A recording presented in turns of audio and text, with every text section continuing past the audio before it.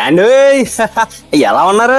మీకేంటండి బ్రహ్మాండంగా ఉండే ఉంటారా? ఓ పాలు మీ చెవిటి పాడేయండి. మీకోసం మంచి శుభవార్తోడు తెచ్చాను, అర్జెంట్ మీకు చెప్పాలన్నమాట. తాతయ్య అమ్మమ్మ చిక్కల విష్ణు చక్రం గారు సత్యవేణి గారు ఆశీస్సులతో, తాతయ్య నానమ్మ శనివారపు వెంకటేశ్వరులు గారు సత్యవతి గారు, మరి అలాగే శనివారపు సతీష్ గారు నాగమణి గారు దంపతులు ఉన్నారు కదండి. వాళ్ళు ముద్దుల కూతురు స్నేహశ్రీ హల్దీ వేడుక రజస్వల వేడుక ఆహ్వానం అండి. ఇంతకీ ఎప్పుడు అంటారా? హల్దీ వేడుక మే 27వ తారీఖు మంగళవారం సాయంత్రం జరుగుతుందండి. రజస్వల వేడుక మే 28 బుధవారం జరుగుతుందండి.